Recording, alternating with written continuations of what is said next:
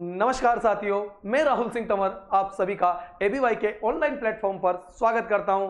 जैसे कि साथियों हमारी क्लास चल रही थी हिंदी वोकैब के बारे में जानकारी, जिसके अंतर्गत हमारे विलोम शब्द, भिन्नार्थक शब्द, आपके लोकोक्तियां, मुहावरे, इन सभी की क्लासें चल रही थी साथियों। और हमारी इसी क्लास को मैं आज वापस आगे बढ़ाते हैं। और इससे पहले आप सभी से रिक्वेस्ट करता हूं साथियों कि सभी इस क्लास से जल्दी जुड़िए और अपने सभी साथियों को यहाँ पर लिंक जो है उस लिंक से को शेयर कीजिए, ताकि वो सभी साथी भी अपने जुड़ सके। पहले भी बता चुका हूं ये क्लास बहुत ज़्यादा इंपॉर्टेंट है, क्योंकि यहाँ से हिंदी का लगभग आपका 60% पार्ट जो है कवर होने वाला है। 60% जो भी एग्जाम देंगे उसमें से 60% पार्ट यहाँ से आने वाला है। और सभी से निवेदन है कि एबीवाई का ऑनलाइन जो प्लेटफॉर्म है यूट्यूब पर, वहाँ पर सब्सक्राइब कीजिएगा तथा अपने सभी साथियों को भी सब्सक्राइब करने के लिए बोलिए। और अगर क्लास अच्छी लगती है तो लाइक जरूर कीजिएगा साथियों।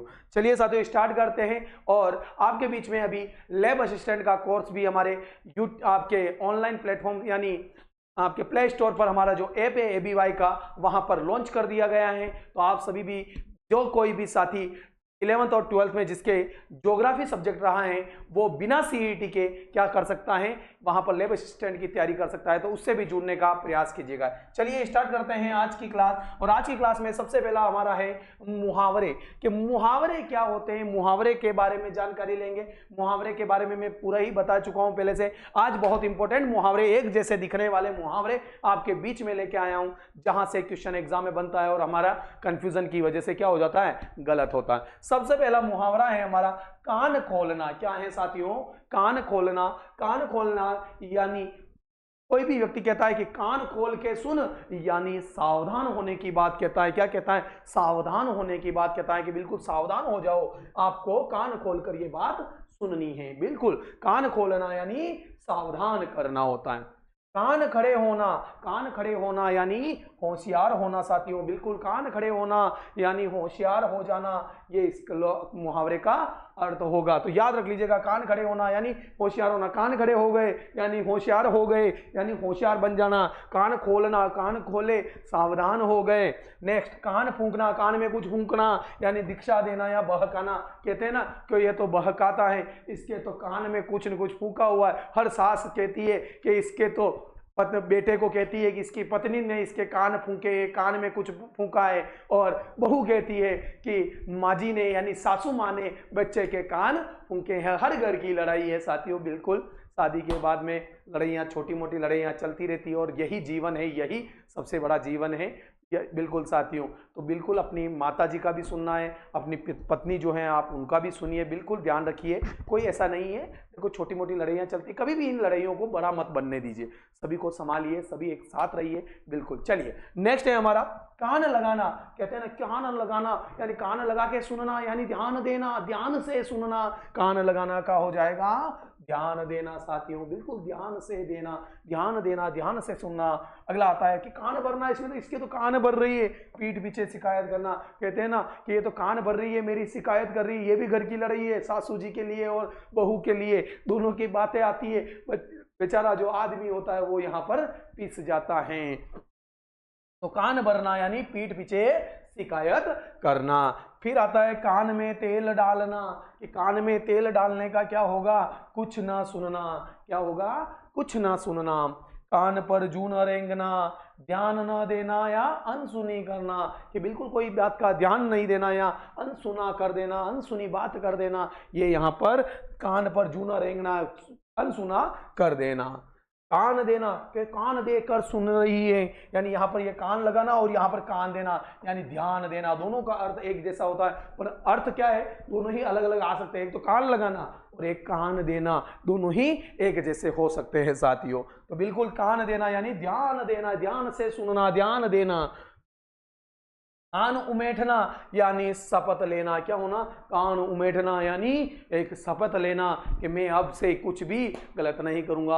और एबीवाई ने भी यहाँ पर एक शपथ ली है कि हम भविष्य में बच्चों के लिए या वर्तमान समय में जो बच्चे हैं जो तैयारी कर रहे हैं, उनके भविष्य के साथ में कोई खिलवाड़ नहीं किया जाएगा और अच्छे से उनको तैयारी हमारे द्वारा करवाई जाएगी। बिल्कुल। अगला आता है कान पकड़ना। कहते हैं ना कान पकड़ना, प्रतिज्ञा करना, कान पकड़ कर क्या कर लेना, प्रतिज्ञा करना कि मैं कोई भी गलती नहीं करूंगा। कानों कान खबर होना, बात फैलना। कानों कान खबर होना यानी बात अचानक एक जने को पता चली, 1 से 100 लोगों को पता चल गई, तो बात क्या हो गई, फैल गई। कि ये तो बात धीरे धीरे फैल गई। आज उसकी लड़की कहीं भाग गई तो इसका मतलब, या लड़का किसी को लेके भाग गया तो इसका मतलब है वो बात धीरे धीरे 1 से 2, 2 से 100, 200, 500, 1000 लोगों में, समाज के अंदर फैल गई। तो ये कानों कान खबर होना यानी बात फैलना। आई बात समझ में साथियों? सभी से निवेदन है साथियों कि क्लास को ज़्यादा से ज़्यादा शेयर करो और ABY के ऑनलाइन प्लेटफॉर्म से जुड़े रहिए। और हम चलते हैं अगला, लोकोक्ति के बारे में जानकारी लेंगे। लोकोक्तियाँ किसे कहते हैं, लोकोक्तियाँ क्या होती हैं, इनके बारे में पहली वाली जो क्लासें थी उनमें बता चुका हूँ साथियों। अब आता थी लोकोक्ति किसे कहते हैं। तो लोकोक्ति में सबसे पहला है ठुमकी गया सदा कलोर। ठुमकी गया सदा कलोर, नाटी गाय, नाटी यानी छोटी गाय जो होती सदा बछियां ही जान पड़ती हैं, नाटा आदमी सदा लड़का ही जान पड़ता है। कहते हैं ना कि छोटी गाय जो होती है वो हमेशा बच्चे की तरह ही दिखती है, बछिया की तरह दिखती है। और अगर छोटा आदमी अगर होता है जिसकी हाइट कम होती है तो वो बच्चे की तरह ही जान पड़ता है, यूं लगता है कि ये बच्चा ही है, ये छोटी हाइट वाला है। टेंशन मत लीजिए साथियों, बिल्कुल छोटी हाइट भी अगर हैं तो हमारी उदयपुर डिफेंस एकेडमी के द्वारा वहां पर उसकी भी तैयारी करवाई जाती है। तो बिल्कुल ABY के तत्वाधान के अंतर्गत उदयपुर डिफेंस एकेडमी के द्वारा भी ये करवाया जाता है। बिल्कुल। नेक्स्ट, ठेस लगे बुद्धि बढ़े। ठेस लगे तो बुद्धि बढ़े मतलब हानि सहकर मनुष्य बुद्धिमान होता है। कि हानि सहकर भी मनुष्य क्या हो जाता है, बुद्धिमान होता है। कहते हैं ना एक बार अगर किसी को ठेस लग जाए, हम भले हानि हो जाए, लेकिन उसके बाद में वो व्यक्ति बुद्धिमान हो जाता है कि मैंने जो गलती की वो वापस गलती कभी नहीं करनी है।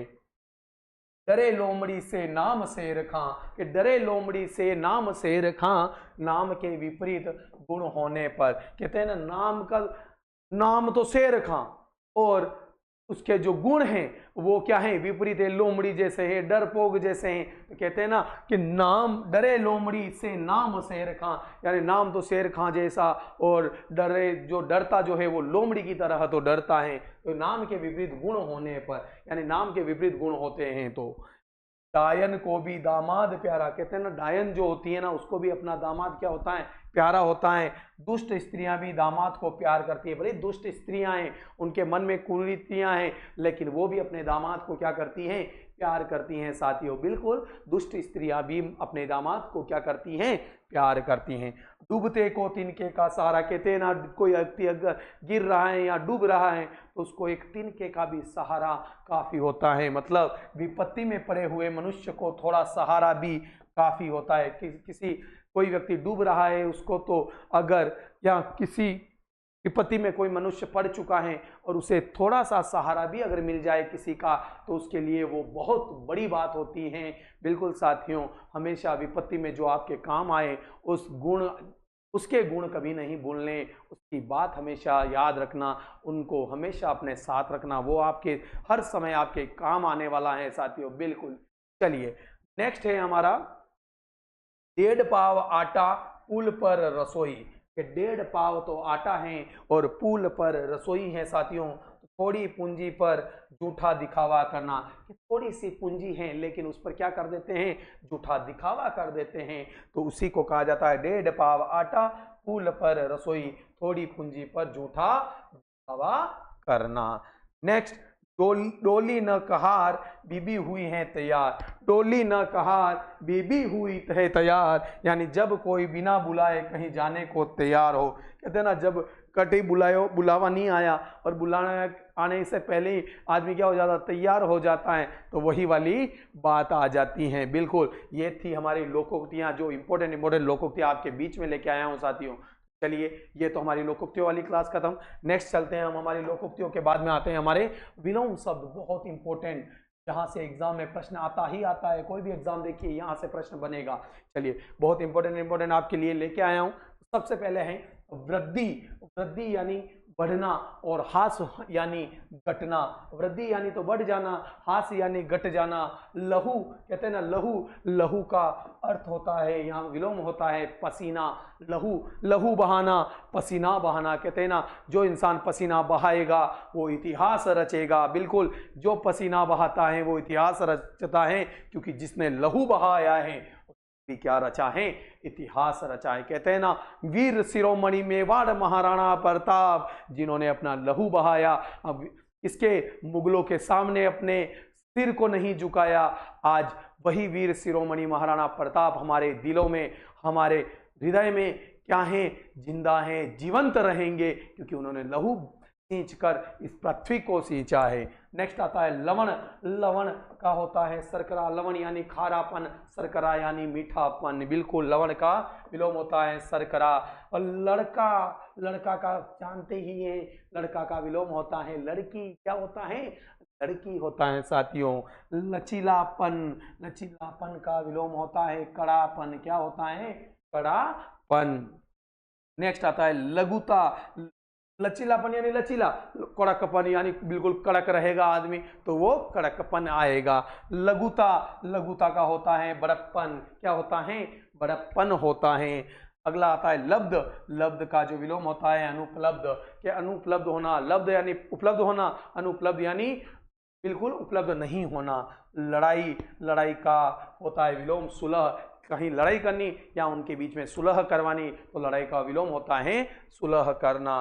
फिर आता है लगातार। लगातार का विलोम होता है रुक रुक कर, यानी लगातार चलना। फिर उसका विलोम जो होता है, उल्टा जो होता है, वो होता है रुक रुक कर चलना, धीरे धीरे चलना।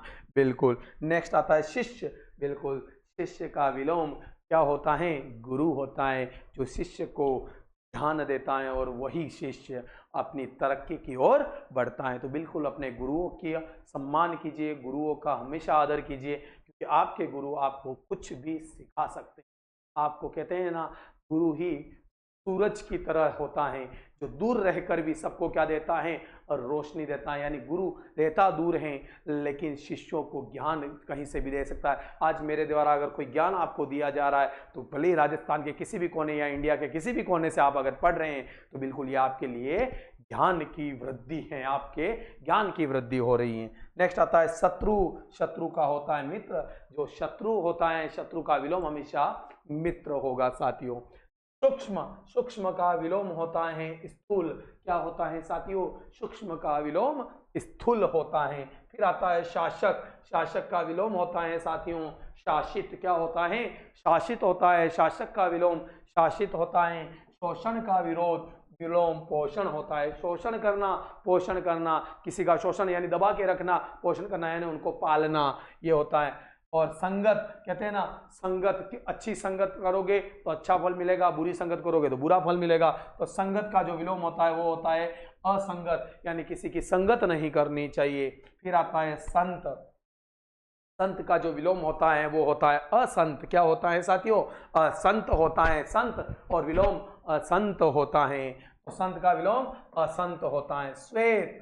श्वेत, श्वेत का क्या होता है, श्वेत यानी व्हाइट, सफेद, और उसका जो उल्टा होता है शाम यानी काला। क्या हो जाता है, शाम यानी काला हो जाएगा। संकीर्ण। संकीर्ण का जो विलोम होता है वो होता है उदार। उदार व्यक्ति, उदार आदमी होता है।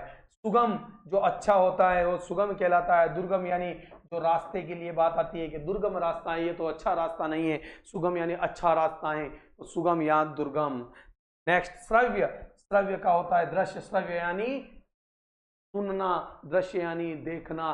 श्रव्य यानी सुनते हैं, तो श्रव्य का विलोम जो होता है वो दृश्य होता है। और अंतिम शक्तिशाली। शक्तिशाली का होता है शक्तिहीन। ये तो बहुत बहादुर है, शक्तिशाली है, उसका जो विलोम होगा वो शक्तिहीन होगा साथियों, बिल्कुल शक्तिहीन हो जाएगा।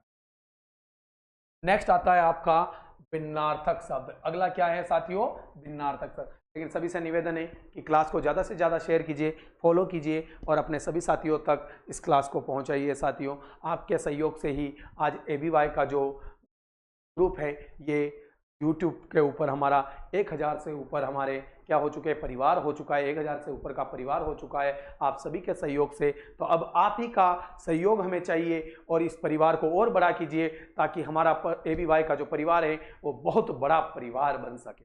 तो चलिए भिन्नार्थक शब्द यानी एक समान प्रतीत होने वाले शब्द, सबसे पहला शब्द आता है बदन। क्या आता है? बदन। बदन को कहते हैं शरीर। एक आता है वदन। बदन और वदन, वदन का अर्थ होता है मुख। जो हमारा मुख होता है, मुख जो होता है वो वदन कहलाता है और बदन यानी शरीर हमारा। व्यंजन, एक तो आता है व्यंजन, थोड़ा सा ऊपर नीचे हो गया है साथियों, यहाँ पर ये साल, ये शाल और व्यंजन यहाँ पर ये तो व्यंजन। व्यंजन यानी पंखा। व्यंजन यानी क्या होगा? पंखा होगा। और व्यंजन, व्यंजन यानी कोई भी बोझ, कहते हैं ना व्यंजन, बहुत प्रकार के बोझ जो अभी वर्तमान समय में हमारे शादी ब्याह चल रहे हैं उसमें बहुत प्रकार के क्या बन रहे हैं, व्यंजन बन रहे हैं। तो उन्हीं व्यंजनों के बारे में, तो एक तो व्यंजन यानी पंखा होता है और एक व्यंजन यानी कोई भी बोझ जो हो गया। फिर आता है एक साल। साल का अर्थ होता है एक तो वर्ष और एक आती है शाल यानी ऊनी या ओढ़नी, यानी ऊन की जो ओढ़नी होती है या ओढ़ने का जो होता है उसको शाल कहते हैं। और एक आती है साल। साल यानी वर्ष, हमारे ईयर जो होता है उसको साल कहते हैं। नेक्स्ट आता है ही को कहा जाता है हृदय। क्या कहते हैं? हृदय कहा जाता है। और एक है को कहा जाता है घोड़ा। घोड़ा का विलोम जो भिन्नार्थक शब्द है, घोड़ा किसको कहते हैं? तो ही है को कहते हैं और हृदय को ही कहते हैं। ये बिल्कुल याद रख लेना, ये बहुत बार एग्जाम में पूछे गए ये दोनों ही। खान, खान यानी मुस्लिम या पठान। जो मुस्लिम समाज या पठान समाज जो होती है उनमें खान लगाया जाता है। और एक जो खान आती हैं वो कोयला या लोहे की जो आदि की जो खान होती है जिसमें से वो पदार्थ निकलता है, धात्विक अधात्विक खनिज वगैरह जो निकलते हैं वो उसको भी क्या कहते हैं? खान कहते हैं। नेक्स्ट अगला आता है पक्का। पक्का यानी मजबूत होता है साथियों, पक्का यानी मजबूत होता है। और एक पका, पका यानी पका हुआ, जैसे कहते हैं ना ये तो खाना पका हुआ, ये खाना नहीं पका हुआ, तो ये तो पका यानी पका हुआ होता है। और पक्का यानी मजबूत, इरादा हमारा दृढ़ संकल्प, हमारा दृढ़ मजबूत इरादा है, हम ये संकल्प लेते हैं आज हम कुछ न कुछ करके दिखाएंगे। नेक्स्ट आता है हमारा सर। सर यानी बाण। सर जो होता है उसका विलोम होता है बाण। और एक होता है सर यानी तालाब। सर यानी तालाब, शर यानी बाण। ये भी बहुत बार एग्जाम में पूछा गया है, बहुत बार एग्जाम में आया है। नेक्स्ट कोश। कोश यानी शब्द भंडार, जिसके अंदर हमारे बहुत सारे शब्दों का भंडार होता है, शब्दकोश के नाम से जानते हैं, शब्दकोश या कोश कहलाता है। और एक आता है कोश। कोश यानी खजाना, कोश जिसके अंदर हमारा धन पड़ा रहता है। कहते हैं ना राजकीय कोष, हमारा संचित निधि का कोष वगैरह, राज्य सरकार का कोष वगैरह जहाँ से खाली हो चुका है, उधार चल रहा है, वो सारा ही कोष कहलाता है। तो खजाना। एक आता है भीत। भीत यानी डरा हुआ, जो डरा हुआ रहता है। और एक भित्ति। भित्ति यानी दीवार के लिए कहा जाता है, दीवार को भित्ति कहते हैं और भीत कहते हैं डरा हुआ को। एक आता है गद्दा। गद्दा यानी बिछोना, जिसको बिछाते हैं हम उसको गद्दा बोलते हैं। और एक गदा। गदा यानी एक हथियार। गदा, गदा कहते हैं ना हनुमान जी वाला अस्त्र शस्त्र जो होता है, एक हथियार जो होता है उसको गद्दा कहा जाता है। और एक गद्दा, गद्दा यानी बिछोना और इसको गदा कहा जाता है। एक गधा, वो गधा होता है जो हमारे जानवर के बारे में कहते हैं, वो अलग है सारियों। तो साथियों ये थे हमारे कुछ भिन्नार्थक शब्द जो हम यहाँ पर देखें। आप सभी को ये कैसे लगे? आज हमारी ये क्लास यहीं पर समाप्त करेंगे हम लोग। तो आज की क्लास आपको कैसे लगी तो हमें कमेंट्स करके बताइएगा और इस क्लास को ज़्यादा से ज़्यादा शेयर कीजिएगा साथियों। मिलेंगे वापस नेक्स्ट क्लास के अंदर नए क्रम के साथ में, नई वोकैब के साथ में। तो आज के लिए हम यहीं पर क्लास को समाप्त करेंगे। मिलेंगे नई क्लास के साथ में। जय हिंद, जय भारत, धन्यवाद।